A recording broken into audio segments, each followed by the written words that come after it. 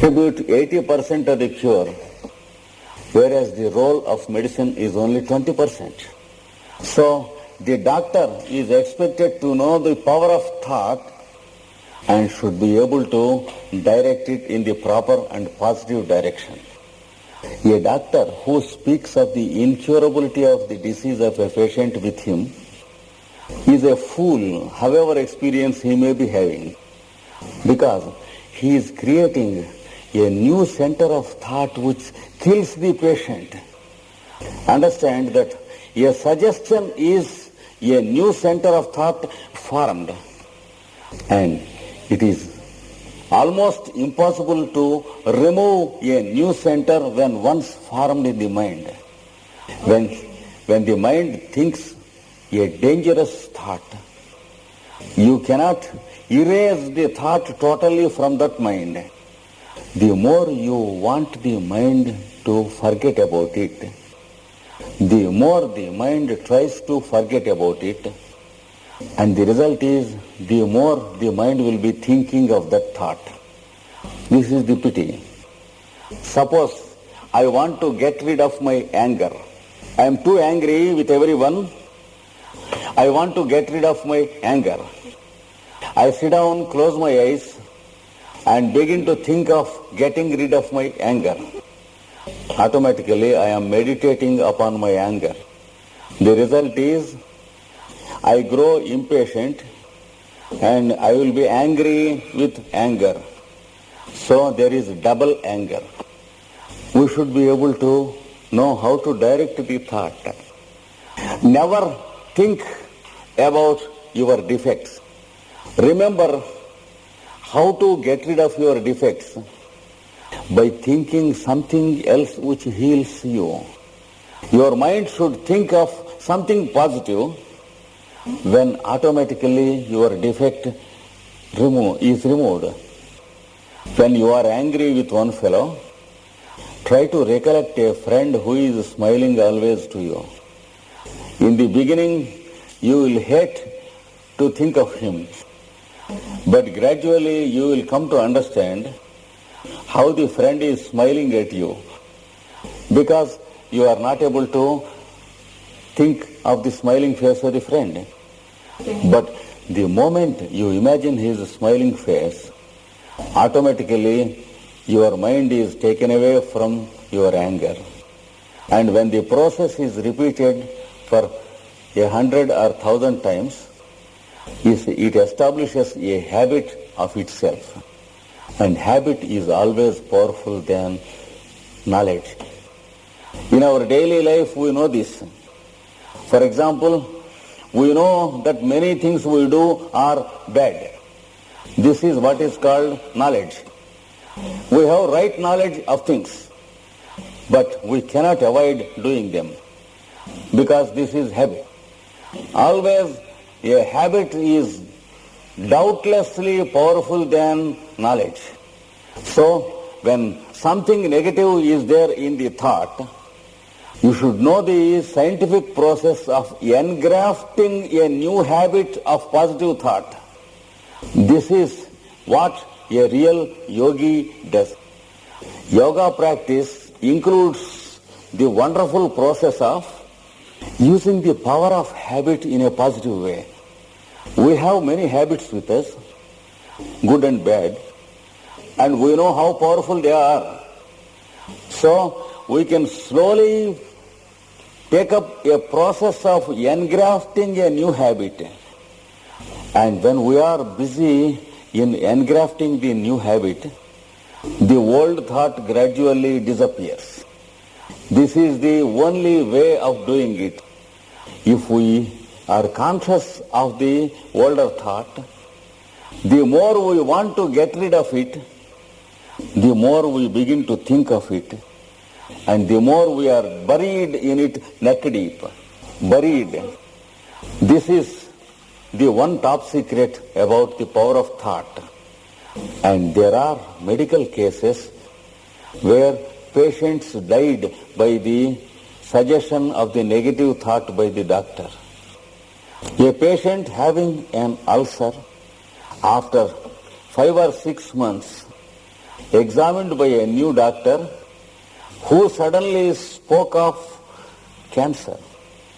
And the patient was convinced that his ulcer was cancerous, and the doctor expressed that it was incurable.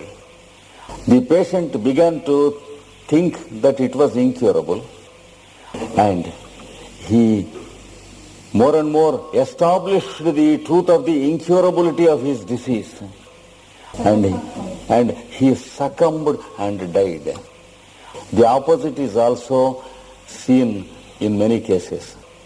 When a patient is going down with the thought of incurability through months and years, a new doctor is brought and he examined the patient thoroughly and approached in a scientific and psychological manner and convinced the patient of the curability of the disease and assured that the previous diagnosis was wrong.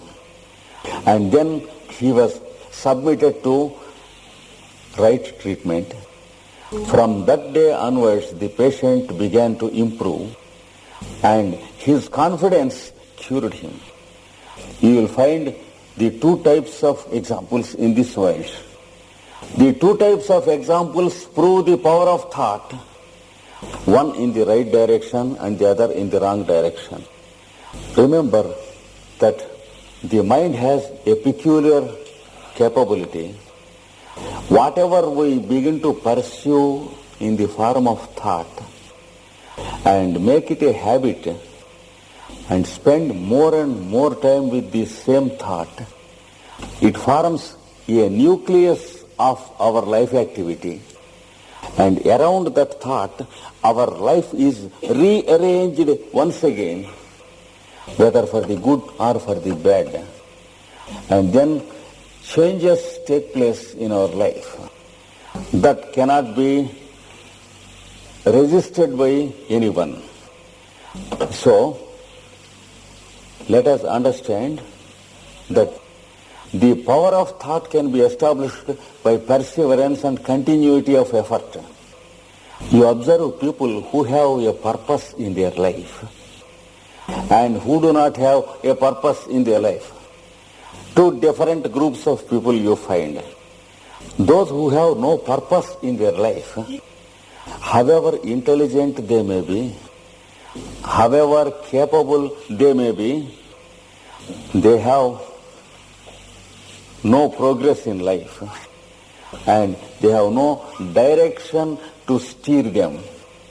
Any day they may fall down on the road of life, and any day they may go into any wrong way, and they have no center of attraction to their activity.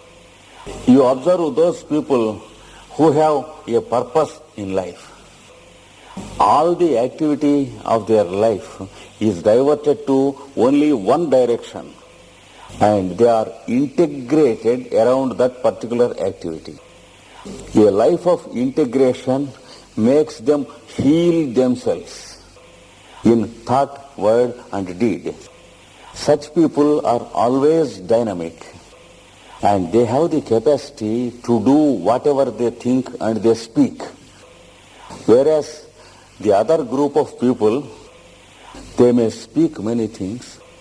After 1 year or 2 years, you will be surprised to see that they express different thoughts about themselves.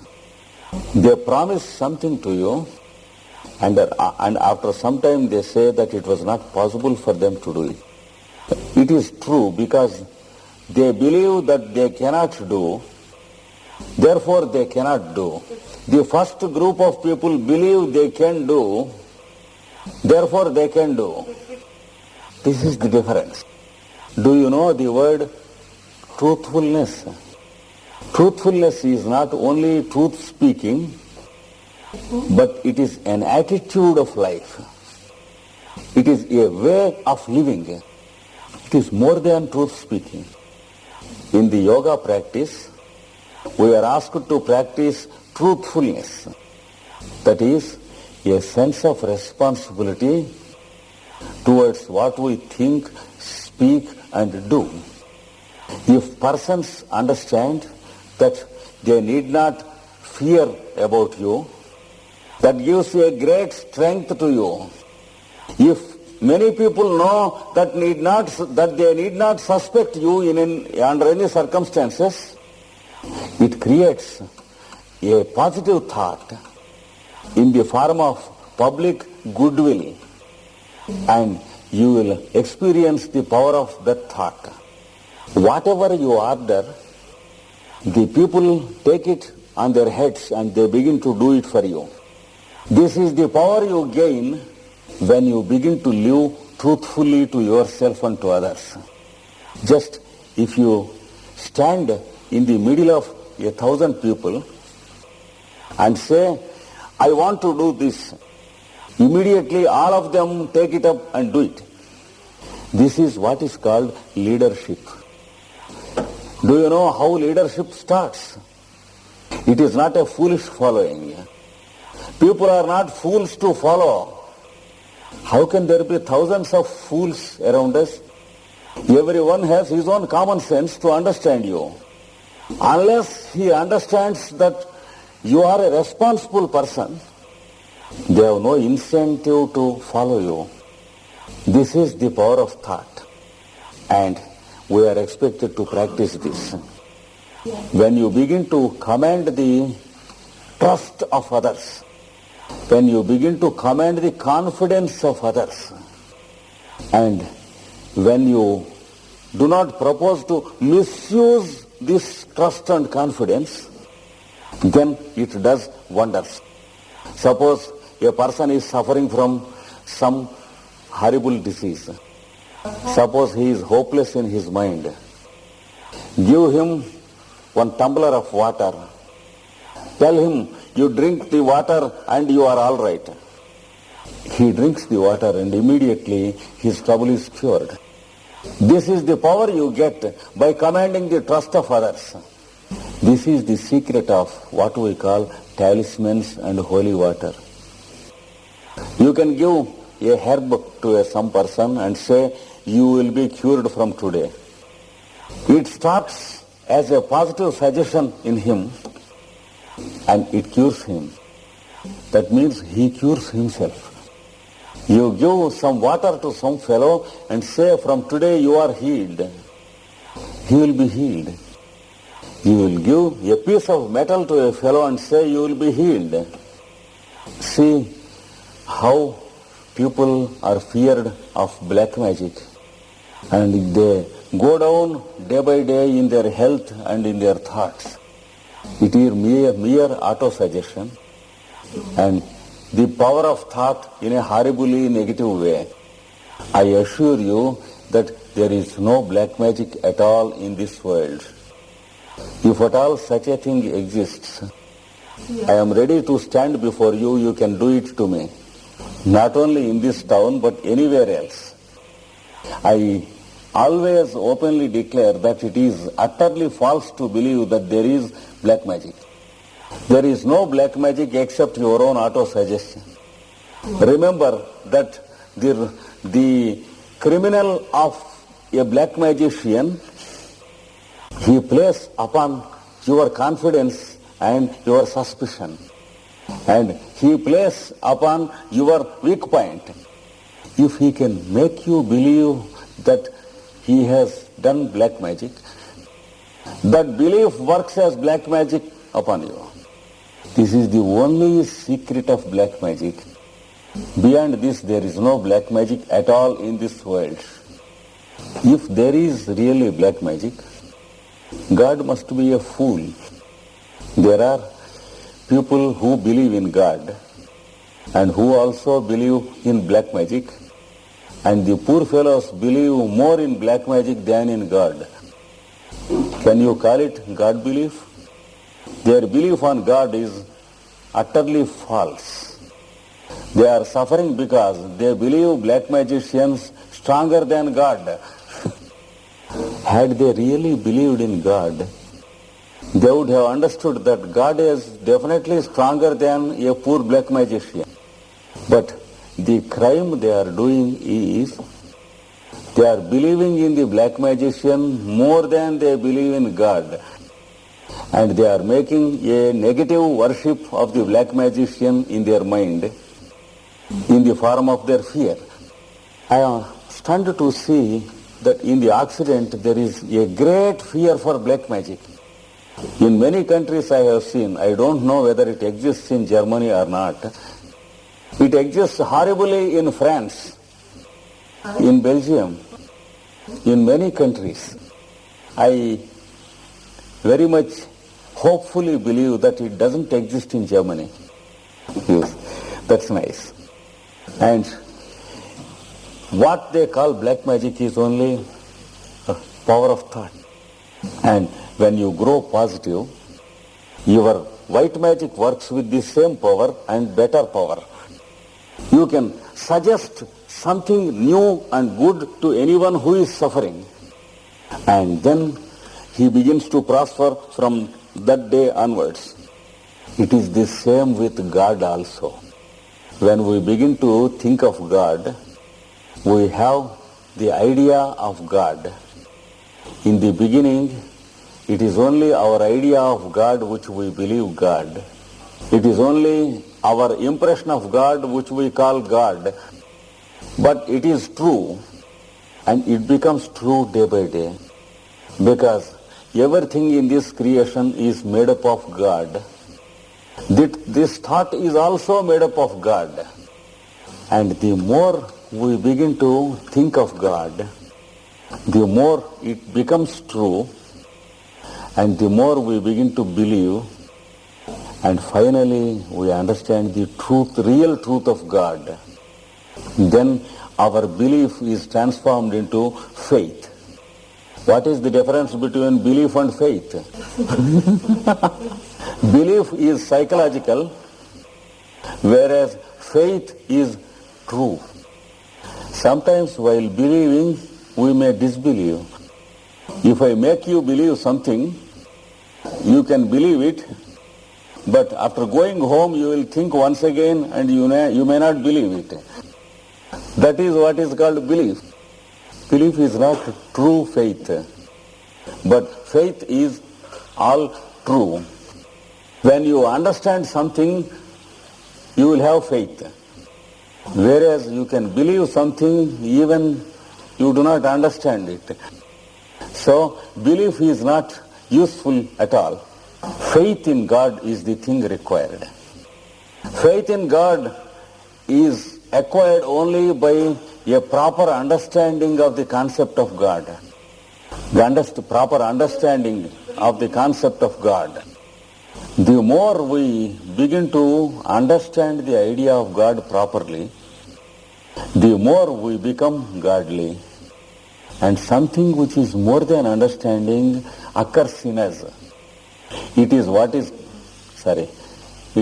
is called transformation. It is more than understanding. What happens when the iron is touched by a magnet? It is not an understanding of magnetism, but it is the iron becoming a magnet. This is the difference between understanding and becoming. A becoming or a change takes place in us by having real faith in God. And God begins his career in us as a thought of God. And gradually he begins to appear to us as a magnet. And gradually we begin to become an iron piece. Gradually the magnet comes nearer and nearer this iron rod. And gradually we begin to behave in the same way as the magnet. And finally we will be converted into a permanent magnet. And towards this end we should direct the power of our thought. This is the purpose of thought. And nature has given us thought power only for this purpose. Let us have a purpose for life. And let us have thoughts used for this purpose. And then enjoy the taste of real life. then you will live as an all-positive entity, knowing nothing except happiness. There is no second state in your mind at all. It will be a continuous experience of happiness and joy experienced by you and radiated into your present, into your environment. This is the goal of life. Use your thought power in this direction. Thank you all. And questions are welcome.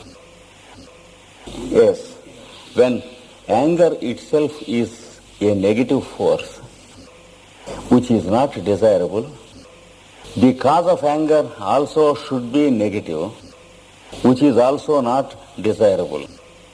So, if we begin to approach more and more towards two undesirables, the more we try to analyze and go into the causes of it, the more we are victimized to the negative force, and defeat is the inevitable result.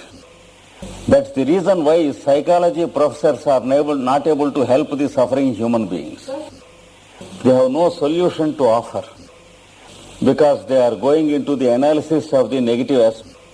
Negative thought or positive thought, it is only a shape given by us, and it is the basic thought matter that is true, and the shape we have given is false whether it is positive or negative. So, if it is negative, it kills us though it is false. If it is positive, it saves us though it is false. It is the truth of it. It is only a stage difference. Thinking is one stage, and when we project positive thinking, the legitimate stage is meditation. Automatically we will go into meditation, and we will live in meditation by living in all the activity of the world. So it is only a stage difference in the same phenomenon. When we are making an attempt to construct it, we call it a positive thought. And when it has taken a positive direction already, and when the ship of our consciousness is already in the ocean of our thought, then it is meditation. Hypnosis rightly used to heal or to cure or to produce hope is one of the preliminary steps of white magic, which is only true. A distortion or negative approach can be called black magic, but unless the victim's mind is ready to receive and accept it, it has no truth at all on this earth. Whether it is hypnosis or anything, black magic works upon those who invite the idea of black magic into themselves. And only when they believe upon devil more than they believe God, then it works. Then it is only their mind that works, and there is no other independent entity like black magic. Those who produce the negative activity in this world. For example, what is money?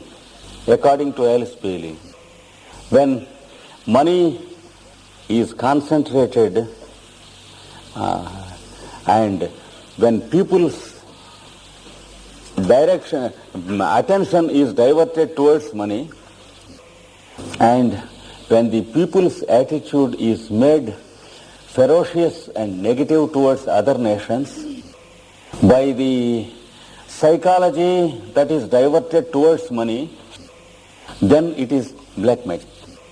Black forces means forces used in a negative way. That becomes possible because we believe that money is valuable. Suppose we believe in each other and we do not believe in money.